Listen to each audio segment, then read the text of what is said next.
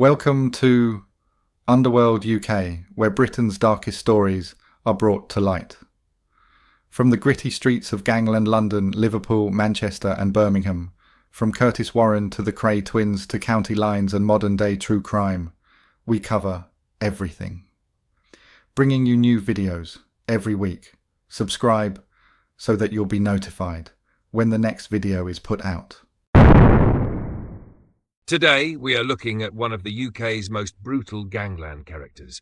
We are looking at the life of Dale Cregan, the figure known as the One-Eyed Monster. In this documentary, we are going to go over every aspect of his life to try and understand the choices he has made. Brought up among the neat rows of red brick terraced houses in Droylsden, just east of Manchester's city centre, Dale Cregan was a villain from an early age. Born in June 1983, he had become a cannabis dealer while still at school, and by his early 20s had graduated to cocaine. But he was not just a drug dealer, he was also a hard man, a man with an appetite for extreme violence and a member of a criminal underworld that had spread like a malign infection throughout Manchester during his lifetime. Cregan was a man who gloried in his role in armed robbery, drug dealing and money laundering in the city and its suburbs.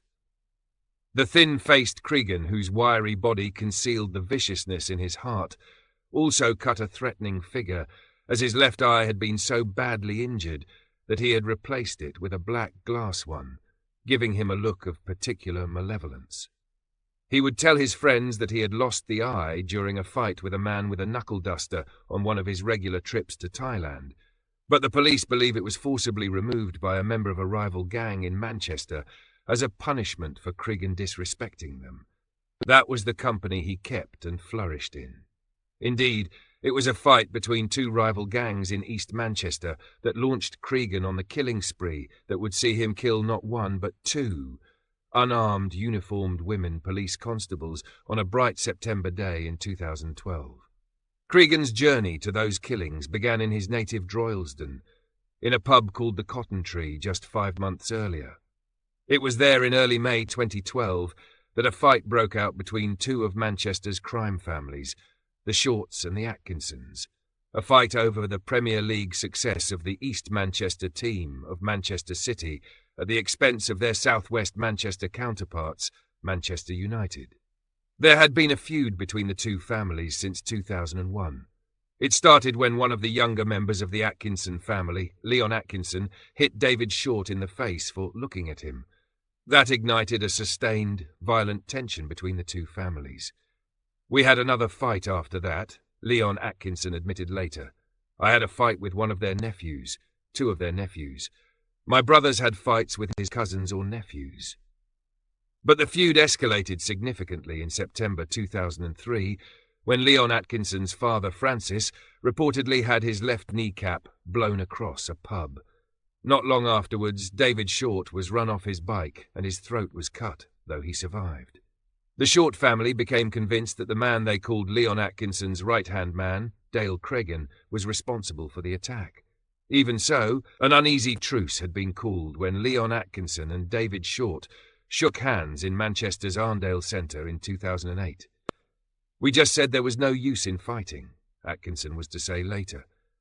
But the war between the two families broke out again with a vengeance 4 years later with the row about football on that Sunday evening of 13th of May 2012.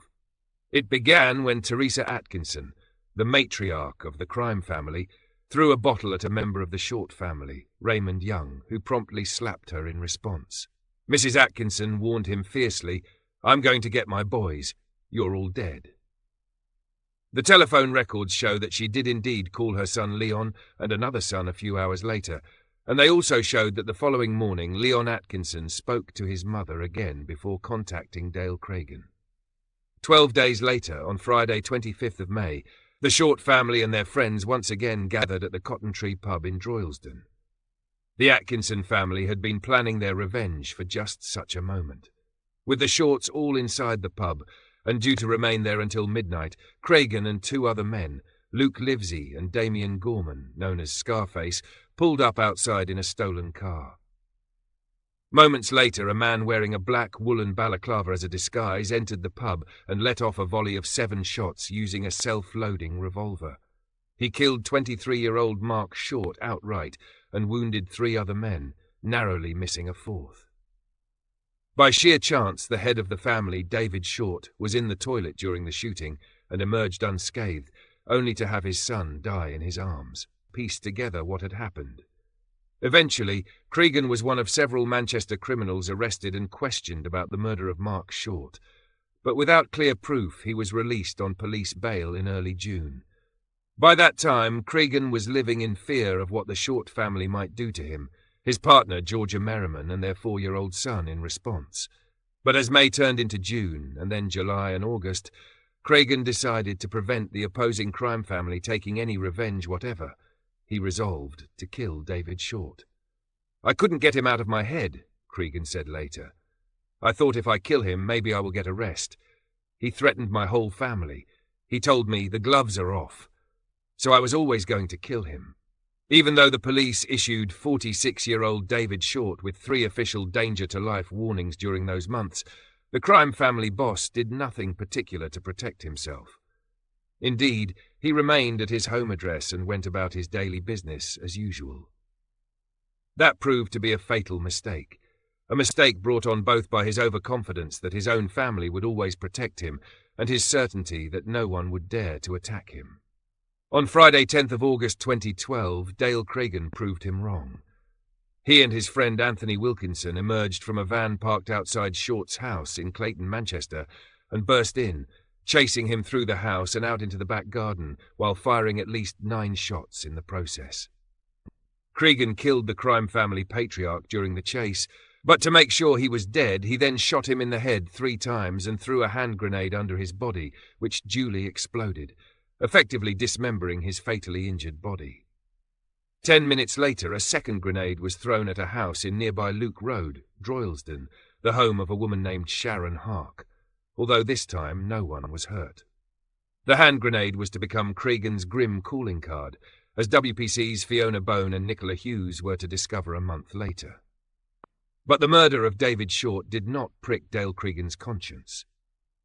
As he told Dr. James Collins, a consultant forensic psychiatrist, "The night I shot David Short, I had the best sleep of my life." He also told Dr. Collins that Short had threatened to rape his sister and his son, and then to set the 4-year-old boy on fire. It was his dread of reprisals, rather than the thought of killing David Short, that had preyed on Cregan's mind. He was later to confess that he had been having fantasies about killing Short for years. "I could not get him out of my head," Cregan told the psychiatrist. "It was on my mind constantly. I could not put the thoughts away. When I was having my fantasies, I used to think of stabbing him repeatedly, smashing his head with a hammer and cutting his head off. If I'd had time, I would have cut his head off and his arms and legs. I thought if I killed David Short, all these thoughts would go away. I did feel better after killing him. I felt better for a couple of days, but all the thoughts came back. The paranoia was so bad that I used to sit in the house on my own." To try to escape his paranoid fears, Cregan had gone on holiday to Thailand before he killed David Short, only to be arrested as he got off the plane at Manchester Airport when he returned on the 12th of June 2012 on suspicion of the killing of Short's son Mark. Tragically, 3 days later the police had to release him on bail while they continued gathering evidence against him. It was while Cregan was on police bail that he shot the head of the crime family. At the beginning of August, the police had decided to rearrest Cregan, but when they went to his house, he was not at home, having taken his family on holiday to a hotel in Bowness in the Lake District. With the police still searching for him, Cregan killed David Short and was then moved around North Wales and the north of England by a series of accomplices, many of whom were being sought by the police. At one point he stayed at a hotel and spa in Anglesey, but as the days passed he clearly developed an overwhelming grudge against Greater Manchester Police for not offering protection to him, his wife and son, in the wake of the murder of Mark Short. It was a grudge that would lead to more murder. In sharp contrast, Anthony Wilkinson surrendered himself to the police not long after the David Short killing.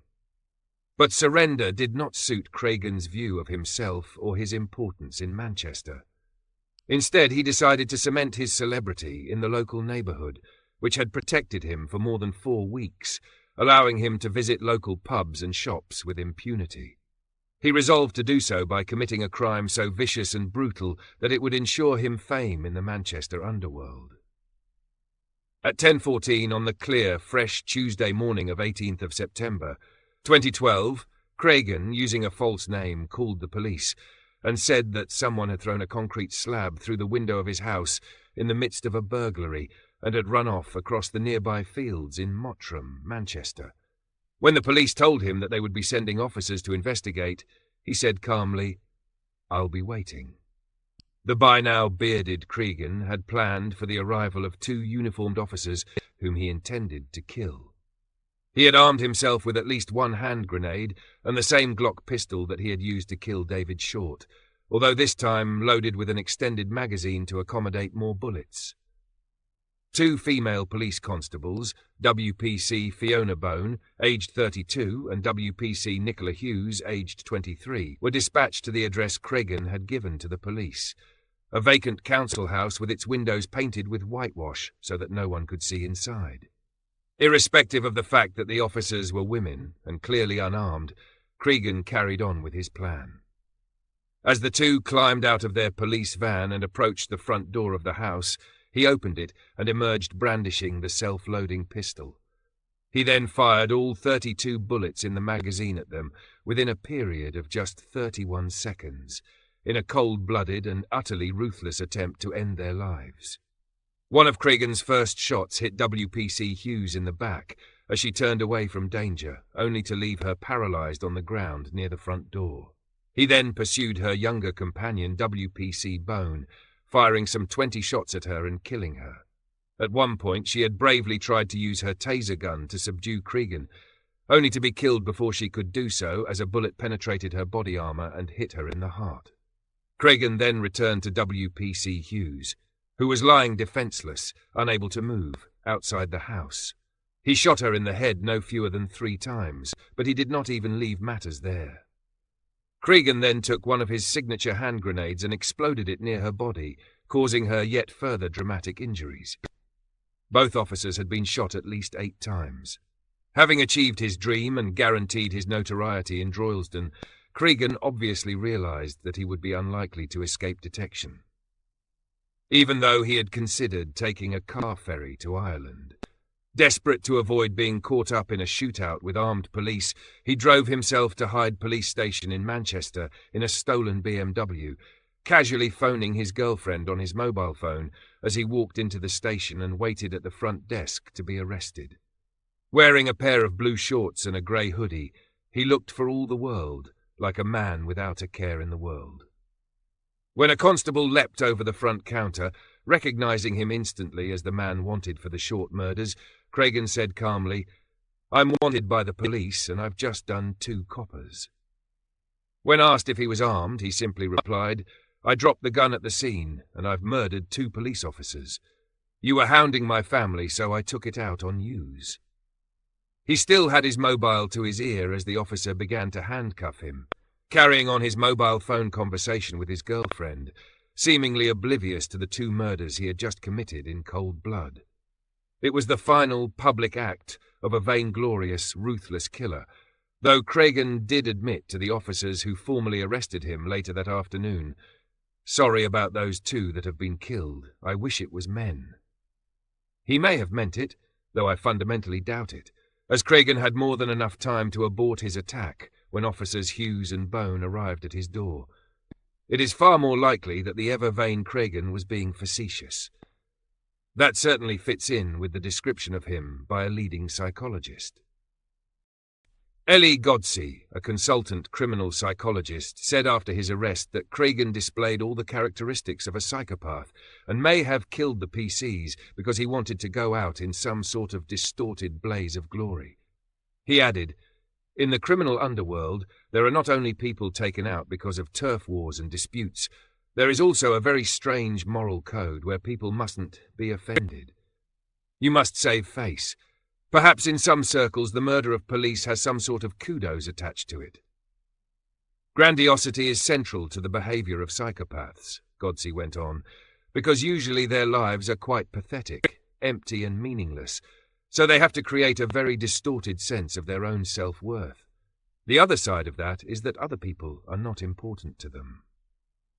Sir Peter Fay, the then Chief Constable of Greater Manchester Police, also believes that Cregan wanted to be seen as a folk hero by the criminal underworld by killing police officers before his inevitable capture for the Short murders. I do think that was part of his plan, trying to get the hero status, Sir Peter said after Cregan's arrest. He handed himself in because he feared that if he engaged with police officers, he would have been shot. That's why he desperately got into the car and raced to the station. But there were elements of envy as well as fear among the people around Cregan in his neighbourhood in Manchester.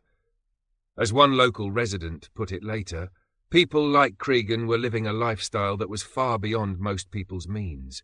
Trips away, decent cars.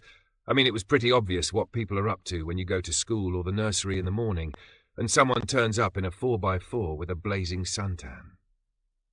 Violence, drugs, and an insatiable appetite for local celebrity were among the ingredients that helped to turn Cregan into the killer of 2 innocent policewomen and 2 local gangsters. He may have had psychopathic elements to his personality, but he was also self-obsessed and manipulative, a bully who liked nothing more than to have people live in fear of him.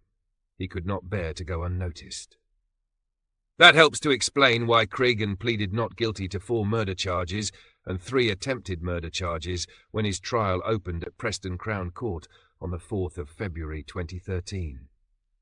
Relishing in the extraordinary security at the court, which included around 150 armed officers at a cost of some £5 million, and the fact that the prosecution would have to lay out in detail the brutal reality of his crimes before the families of the victims, Cregan preened in the dock. He wanted the world to know who he was and what he was capable of. Wearing a yellow sweatshirt, Cregan sat impervious to anything around him as the prosecution opened their case against him before the Honourable Mr. Justice Holroyd.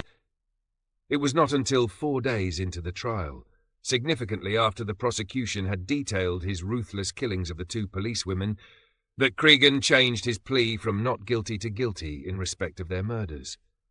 But equally significantly, he did not change his plea in respect of the killings of Mark and David Short. There was still his reputation as the leading hard man among the Manchester underworld to be embellished. It was to be more than 2 months after the full extent of his involvement in the killings of the Shorts had been revealed in court before Cregan changed his plea a second time and admitted those murders as well. The extraordinary publicity the trial received and the attention that was paid to his part in it helped to feed Cregan's vanity and his image as a hero in the underworld community. Finally, on the 5th of June 2013, the jury retired to consider their verdict after a 17-week trial. The only issue for them in Cregan's case was whether he was to be convicted of the attempted murder of Sharon Hark in the wake of his killing of David Short on the 10th of August 2012, as he had by now pleaded guilty to the 4 murders he was charged with initially. But there were his accomplices and co-defendants to consider, none of whom had pleaded guilty at the outset, including Leon Atkinson, who had been with him when Cregan killed David Short, and Luke Livesey and Damien Gorman, who had gone with him to kill Mark Short in the Cotton Tree pub. 7 days later, on the 12th of June, the jury returned the first of the verdicts, ironically clearing Cregan of the attempted murder of Sharon Hark. The following day, Mr. Justice Holroyd delivered his sentencing remarks. They provide an eloquent explication of Cregan's crimes, but the judge was also intent on explaining to the court the detailed reasoning that lay behind the sentences he was about to pass on the gangsters in the dock in front of him. Dealing with the assassination of Mark Short first, Mr. Justice Holroyd told Cregan, "I have no doubt that you intended to kill him, not merely to cause him serious injury. You were trying to kill as many persons as you could." Turning to the killing of Mark's father David, the judge went on, "I have no doubt that you had been planning to kill David Short ever since he had escaped death at the Cotton Tree. I have no doubt that you were determined to carry out that plan and murder the man you hated whilst you were still able to do so. The judge added that the fact Cregan was on police bail at the time was an aggravating feature. Examining the killings of WPC Hughes and WPC Bone, Mr. Justice Holroyd was withering in his condemnation of Cregan's murderous scheme. You lured 2 female officers to their deaths by making a false report that you had been the victim of a crime. I have no doubt that you were expecting 1 or more unarmed officers to attend, and that is what happened. You had armed yourself with at least 1 grenade and with a self-loading pistol to which you had fitted an extended magazine containing 32 rounds. PC Fiona Bone and PC Nicola Hughes were sent in response to your call for help, performing their public duty for the public good. The judge pointed out that their good intentions had no impact whatever on Cregan's evil intent, not least because he could clearly see from his position within the house that they were unarmed female officers, and that the element of surprise he had over them as a result enabled him to shoot them without their having any chance whatever to defend themselves or take cover. Every bit as significantly, Mr. Justice Holroyd then pointed out that Cregan's use of a hand grenade was something that the criminal courts in this country had never encountered before, and was, therefore, an exceptional, aggravating feature of the crime. The crime of murder ends 1 life, but ruins many more, he went on. The harm you have caused, and the pain, anguish, and misery you have inflicted extend far beyond those who were killed and injured by your individual and collective acts. Looking sternly across the courtroom to the dock, Mr. Justice Holroyd paused and added, I have seen no sign of any real remorse or of any compassion for your victims. None of you has shown any sign that you care at all for the death and injury you have caused to your immediate victims or of the immense harm you have done to many others. Self-interest has been the motivating force for each of you. But Mr. Justice Holroyd took considerable pains to explain that life imprisonment with a whole life term was reserved for the few most exceptional offences, in which the judge is satisfied that the element of just punishment and retribution requires the imposition of a whole life order. It is important that you, the defendants, and the general public, should understand what that means in practice, he went on.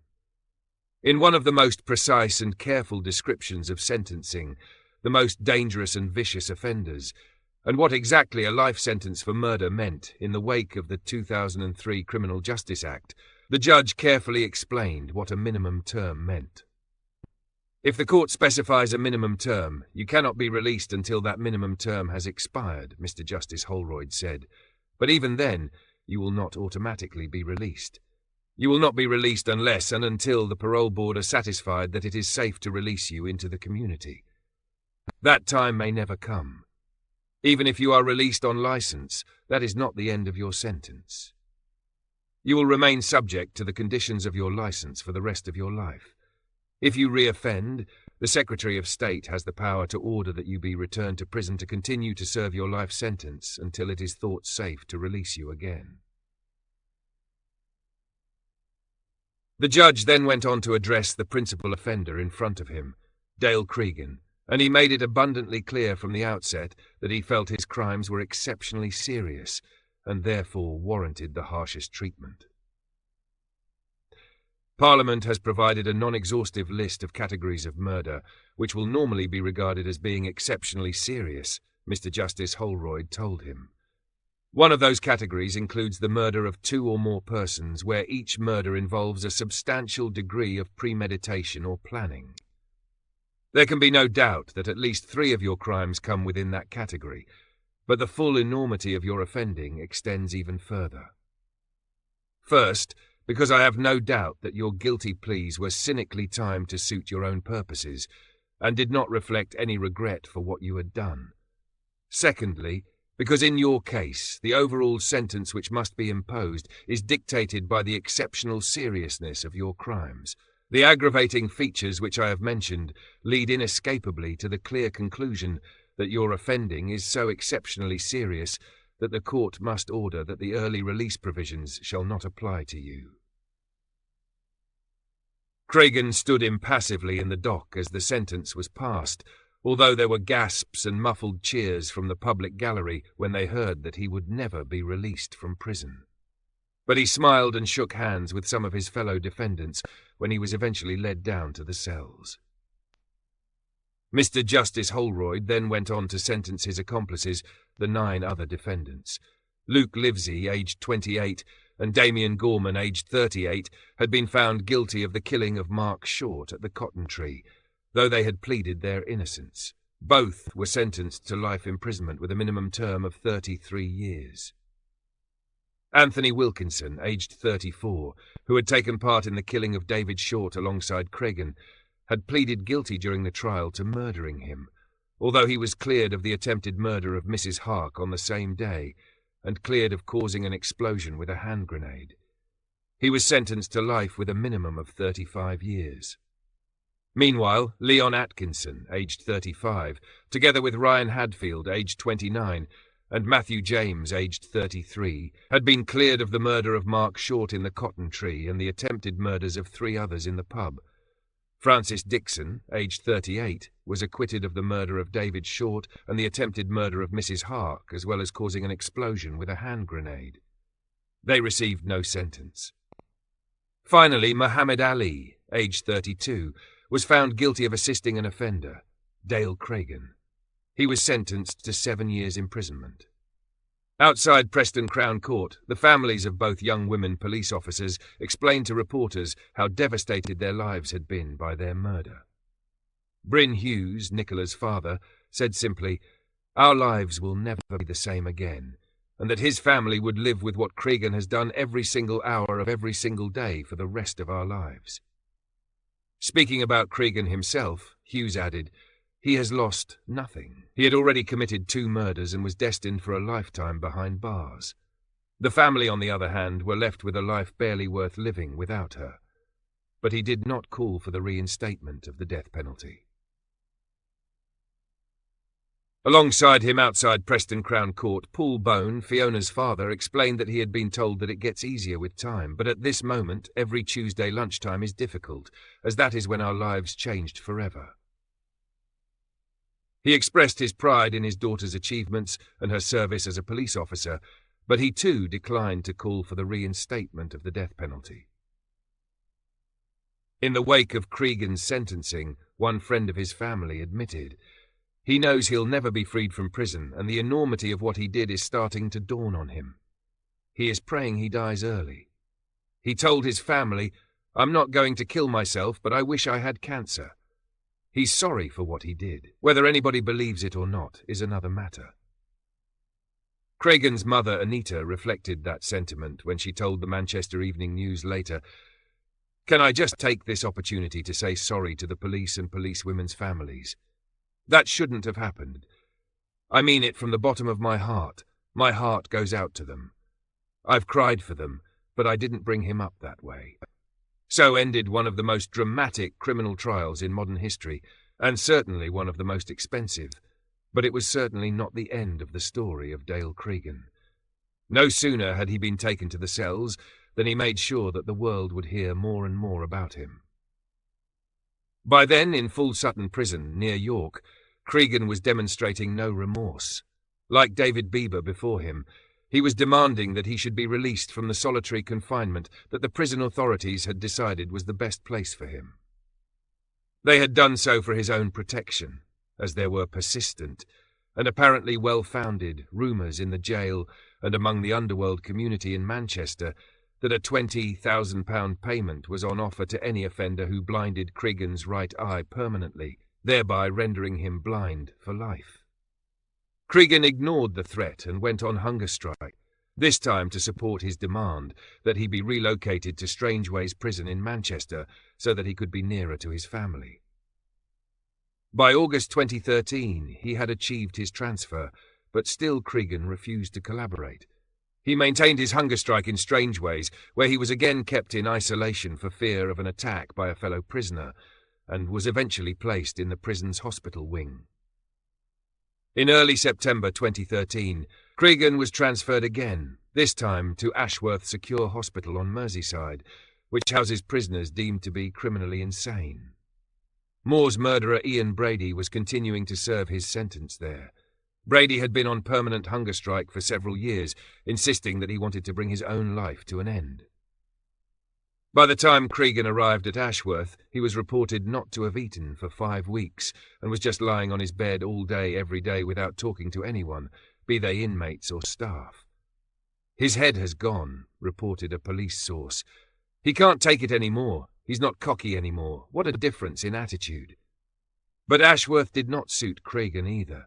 Within a matter of weeks of his arrival, he was in a fury with the authorities because the hospital banned everyone from smoking. He thought it was going to be a holiday camp in there, but it has not panned out like that, one source commented as Cregan was about to be transferred again. He is pleased he is going back to prison because he thinks he will be around prisoners who are more like him. But he does not want to be kept in solitary. Cregan was reported to have told one friend, "I'll do my time standing on my head. I just want to be on a regular wing." Such was his apparent ability to influence the authorities that he was transferred back to Strangeways in Manchester in February 2014, after barely 6 months in Ashworth. He has always had his friends within the police service, however. In December 2014, WPC Katie Murray, a serving officer with Greater Manchester Police, was sentenced to 2 years and 9 months imprisonment for supplying information about the hunt for Cregan while it was going on to her lover Jason Lloyd, a drug dealer and associate of Cregan's. There can be little doubt that Dale Cregan positively relishes his reputation as the whole-life prisoner who killed not 1 but 2 unarmed policewomen. It burnishes his preening vanity and brings him the notoriety he craves. More frighteningly, however, it also brings him an invisible license to kill again in prison, as there is nothing left for him to lose.